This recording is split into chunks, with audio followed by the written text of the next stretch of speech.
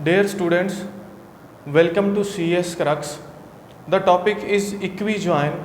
equijoin को अगर हम सिंपल वर्ड्स में डिफाइन करें तो हम ऐसा बोल सकते हैं, equijoin एक ऐसी टाइप है ज्वाइंस की जहां हम इक्वलिटी ऑपरेटर को यूज़ करते हुए मल्टीपल टेबल्स में मौजूद पर्टिकुलर एट्रीब्यूट्स की मैचिंग वैल्यूज़ की बेस पर उन मल्टीपल टेबल्स या मल्टीपल रिलेशंस की टपल्स को कंबाइन करते हैं, उसे इक्विजॉइन बोला जाता है।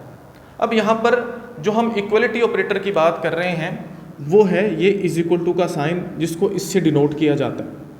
अब इक्विजॉइन बेसिकली है क्या, इसको हमें एक एग्जाम्पल से समझना है, जिसके लिए हमको एक क्वेश्चन की क्यूरी भी यहाँ पर फ्रेम करना है ताकि जो कॉन्सेप्ट है इक्विजॉइन का उसे हम समझ सकें। प्रीवियस लेक्चर्स में हम जॉइंस के कॉन्सेप्ट को पढ़ चुके हैं, हम नेचुरल जॉइन के कॉन्सेप्ट को पढ़ चुके हैं।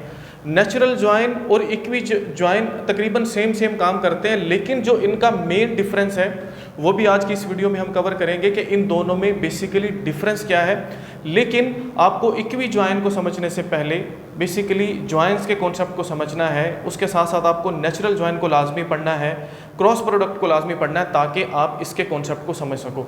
तो ये जो प्रीवियस वीडियोस हैं उनके जो लिंक्स हैं वो भी मैंने डिस्क्रिप्शन बॉक्स में दिए हुए हैं, आप वहाँ से उनको चेक कर सकते हो। स्टार्ट करते हैं एग्जाम्पल से, हम समझने की कोशिश करते हैं कि इक्विजॉइन बेसिकली है क्या। उसके लिए यहाँ पर मैंने दो टेबल्स लिए हुए हैं। पहले नंबर पर जो रिलेशन या टेबल है वो है फैकल्टी के नाम से और दूसरा है कैंपस के नाम से। अब जो फैकल्टी वाला रिलेशन है, यहाँ पर डाटा है प्रोफेसर्स का, मतलब फैकल्टी का, किसी भी पर्टिकुलर यूनिवर्सिटी का ये हो सकता है। यहाँ पर सबसे पहले नंबर पर है प्रोफेसर आईडी, उसके बाद है उस प्रोफेसर का नेम और उसके बाद उसका एड्रेस। प्रोफेसर का आईडी क्या है, उसका नाम क्या है और उसका एड्रेस क्या है, वो डाटा पड़ा हुआ है फैकल्टी वाले टेबल में। इसी तरह से दूसरे नंबर पर टेबल है कैंपस के नाम से। जिस तरह से जो डिफरेंट यूनिवर्सिटीज़ होती हैं उनके डिफरेंट सिटीज़ में कैंपस होते हैं, ये वही डाटा पड़ा हुआ है। और ये जो कैंपस के नाम से टेबल है ये हमें क्या डाटा बता रहा है कि जो प्रोफेसर आईडी 1, मतलब वो प्रोफेसर जिसका आईडी 1 है वो कैंपस नंबर 1 में पढ़ा रहा है, जिसकी लोकेशन क्या है, लाहौर में। ठीक है जी, मीन टू से ये उस कैंपस का डाटा हमें बता रहा है और ये भी बता रहा है कि कौन सा प्रोफेसर किस सिटी में और किस कैंपस में पढ़ा रहा है, ये इसके अंदर डाटा पड़ा हुआ है। अब क्वेश्चन क्या है, क्वेश्चन को समझिए। हमें क्वेश्चन को पहले समझना है, फिर उसके बाद उसके लिए हम क्वेरी को लिखेंगे ताकि ये जो पूरा एग्जाम्पल है इसको हम समझ सकें। जैसे ही हम इसको प्रैक्टिकली परफॉर्म करेंगे तो ऑटोमेटिकली जो इक्विजॉइन का कॉन्सेप्ट है वो भी हमें समझ आ जाएगा और जो नेचुरल जॉइन और इसमें फ़र्क है वो भी हमें समझ आ जाएगा। तो क्वेश्चन वो कहता है कि फाइंड द प्रोफेसर्स नेम। हमको ढूंढना क्या है, हमें आउटपुट में क्या चाहिए, प्रोफेसर का नाम चाहिए। वो कौन से professor who teach in a campus, जो किसी ना किसी कैंपस में पढ़ाते हैं। इट मीन्स यहाँ पर उन प्रोफेसर्स का भी डाटा हो सकता है जो किसी भी कैंपस में नहीं पढ़ाते। वो प्रोफेसर्स जो किसी ना किसी कैंपस में पढ़ाते हैं, पहली condition, and having location same as their address, और उनका जो लोकेशन है वो सेम होना चाहिए जो कि उनके एड्रेस है। मीन टू से फॉर एग्जाम्पल एक प्रोफेसर है जो लाहौर का जिसका एड्रेस है, अगर वो लाहौर ही के कैंपस में पढ़ा रहा है तो हमें उसका डाटा चाहिए। फॉर एग्जांपल एक प्रोफेसर है जो लाहौर का उसका एड्रेस है लेकिन वो पढ़ा रहा है इस्लामाबाद में या मुल्तान में, हमें उन प्रोफेसर्स का डाटा नहीं चाहिए, उनको हमें डिस्कार्ड करना है। हमें उन प्रोफेसर्स का डाटा चाहिए जो किसी ना किसी कैंपस में पढ़ा रहे हैं और वो जहाँ पर पढ़ा रहे हैं उस कैंपस की लोकेशन और उस प्रोफेसर का जो एड्रेस है वो सेम होना चाहिए। सिंपल। अब इस क्वेरी को हम सॉल्व करेंगे यूजिंग इक्विजॉइन। इक्विजॉइन में ऑपरेटर यूज होता है इज इक्वल टू का। सिंपल, पहली कहानी। अब पहले नंबर पर जो बेसिक कॉन्सेप्ट है ज्वाइन का वो ये है कि ज्वाइन दो चीज़ों से मिलकर बनता है।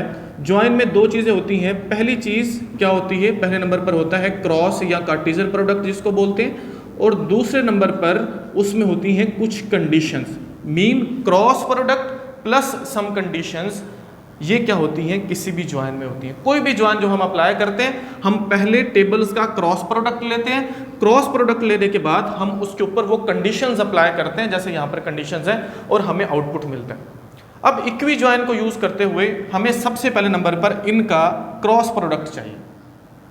क्रॉस प्रोडक्ट के बाद हम कंडीशंस को लिखना स्टार्ट करेंगे, तो उसके लिए हम क्वेरी लिख रहे हैं। सबसे पहले नंबर पर हम यहाँ पर लिखते हैं जी सिलेक्ट। सिलेक्ट के बाद हमको ये देखना है कि हमें आउटपुट में क्या चाहिए। हमको चाहिए professors name. Professors name faculty वाले टेबल में पड़े हुए हैं पी नेम, यानी कि प्रोफेसर नेम वाले एट्रीब्यूट में। वो कहता है सिलेक्ट पी अंडरस्कोर नेम, मतलब हमको आउटपुट में चाहिए प्रोफेसर का नाम। फ्रॉम के बाद हमको उन टेबल्स का नाम लिखना है जहां से हमें आउटपुट मिलेगी। अब हमें आउटपुट कहां से मिलेगी?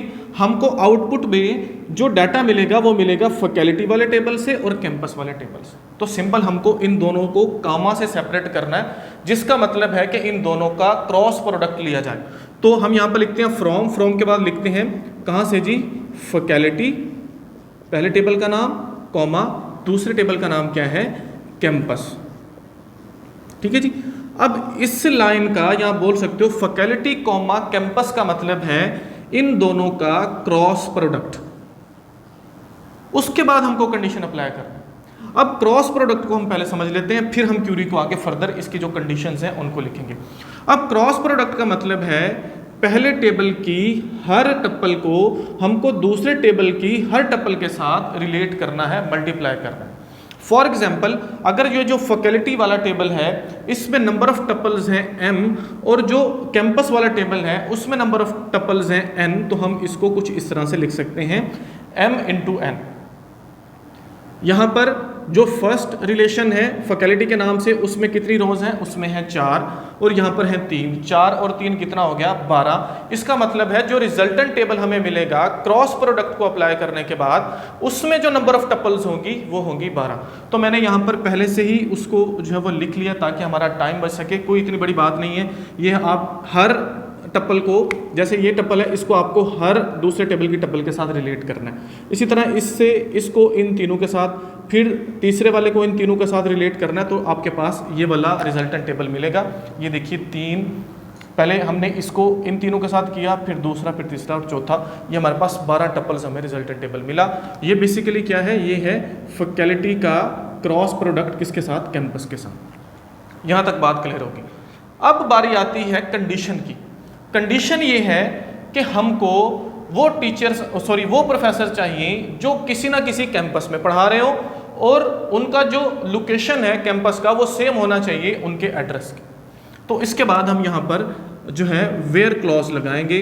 वेयर के बाद हमको कंडीशन देना है। अब हमें सबसे पहले नंबर पर यहाँ पर इक्वल ऑपरेटर को यूज करना है। इक्वल ऑपरेटर में हम क्या करेंगे? पहले नंबर पर जो कॉमन एट्रीब्यूट हैं दोनों टेबल्स में उनको इक्वल करना ही करना है, जैसा हम नेचुरल ज्वाइन में कर रहे थे। तो यहाँ पर जो कॉमन एट्रीब्यूट है वो कौन सा है? वो है PID। ठीक है जी, यानी कि प्रोफेसर ID। इससे क्या होगा? इससे हमें वो प्रोफेसर्स मिलेंगे जो किसी ना किसी कैंपस में पढ़ा रहे हैं। ठीक है, अगर आप यहाँ पर गौर से इसको देखो तो जो प्रोफेसर नंबर ID है वो किसी कैंपस में पढ़ा रहा है, प्रोफेसर ID 2 वो भी पढ़ा रहा है, प्रोफेसर ID 3 जो है ये कहीं पर भी नहीं पढ़ा रहा। इसी तरह से जो प्रोफेसर ID जिसका 4 है वो भी किसी ना किसी कैंपस में पढ़ा रहा है। इट मीन्स ये जो अली है जिसका प्रोफेसर ID 3 है ये किसी भी कैंपस में नहीं पढ़ा रहा। इसके अलावा हमको बाकी तीनों जो प्रोफेसर्स हैं उनका डाटा आउटपुट में चाहिए।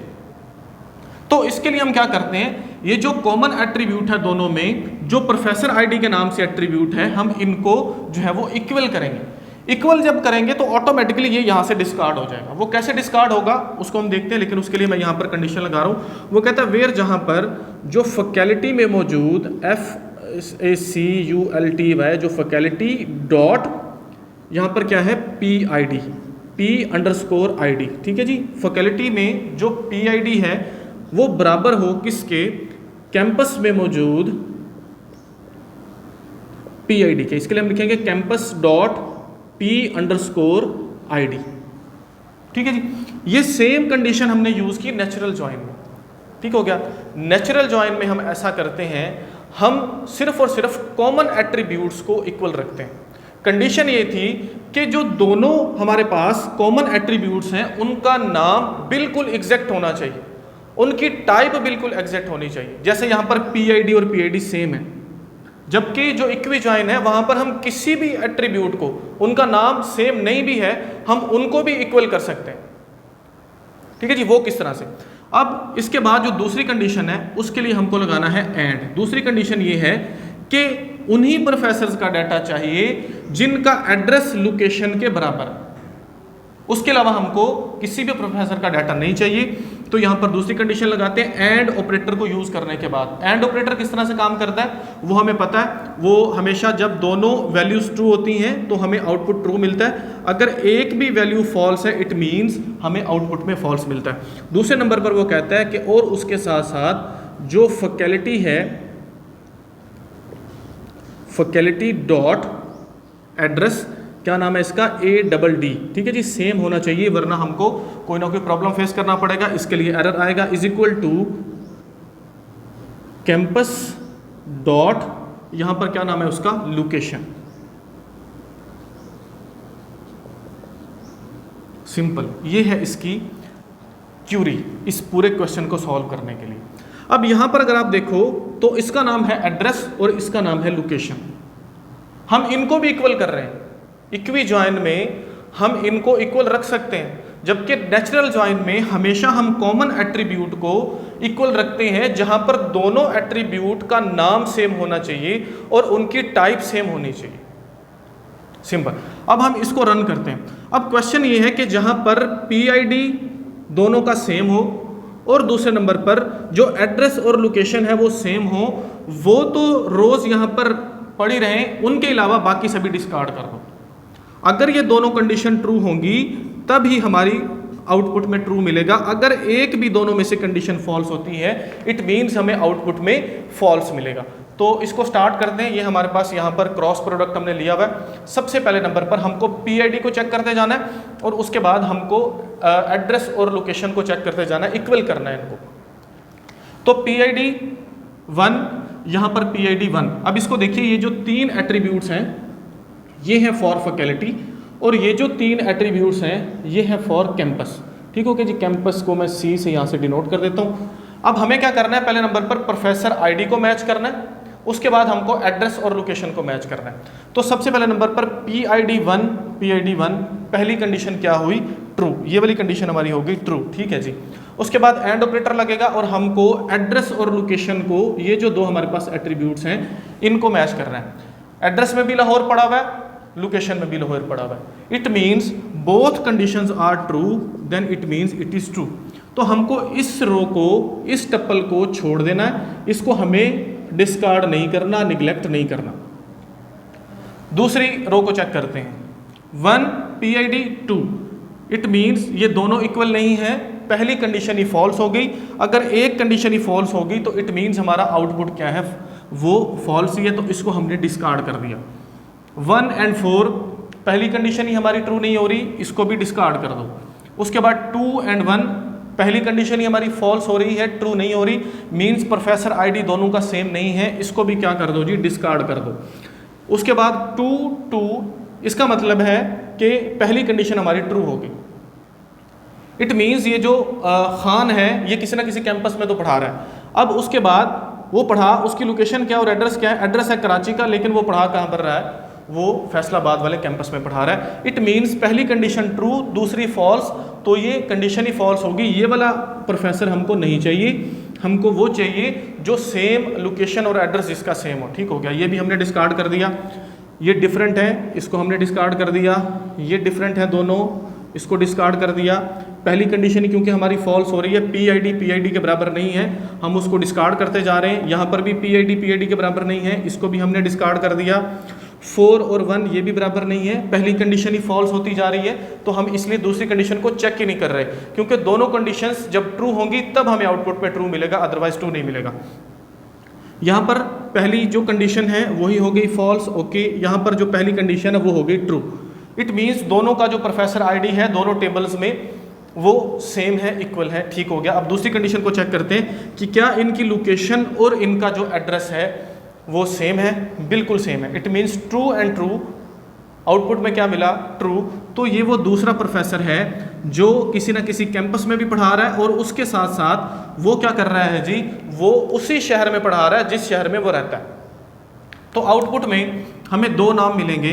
पहले नंबर पर नाम मिलेगा P नेम, मतलब प्रोफेसर नेम। पहले नंबर पर नाम मिलेगा माजिद और दूसरे नंबर पर नाम हमें मिलेगा कमाल। अब हम इसको चेक करते हैं कि क्या हमारा आउटपुट हमें ठीक मिला। तो जो माजिद है वो लाहौर का रिहायशी है और वो कहाँ पर पढ़ा रहा है, वो लाहौर में ही पढ़ा रहा है, लाहौर वाले कैंपस में पढ़ा रहा है, ठीक हो गया। खान जो है वो कराची में रहता है लेकिन वो कहीं पर भी नहीं पढ़ा रहा, वो किसी भी कैंपस नहीं जा रहा, ये हमें नहीं मिला, ठीक हो गया।